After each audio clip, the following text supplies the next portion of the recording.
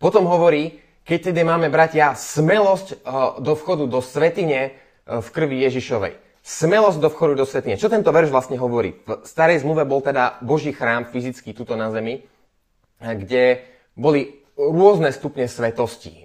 Človek musel byť rôzne očistený, aby mohol vstupovať do určitých miest toho chrámu. A najsvätejšie miesto toho chrámu, zvané Svätyňa svätých, bolo miesto, kam vstupoval iba najvyšší kňaz po totálnom očistení, iba raz za rok a nie bez nejakej obety za svoje hriechy aj za hriechy ľudu. Pretože to bolo také sväté miesto, že keby tam najvyšší kňaz, ktorý inak reprezentuje Krista, ale ľudský najvyšší kňaz, ktorý má svoje hriechy, keď by vstúpil do svätyne svätých, tak zomrie.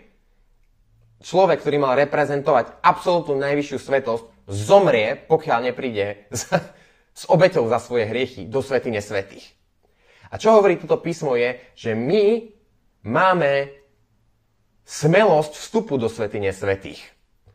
A nie svätyne svätých v nejakej pozemskej budove, kam môžem vstúpiť, ani tam nesmiem vstúpiť, ale priamo do neba, pretože tá pozemská mala byť obraz nebeských vecí, nebeskej svätyne.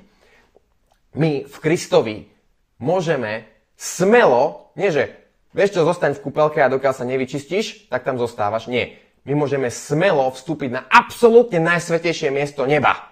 To je to, čo hovorí táto pasáž. Kde sa zobral očistec?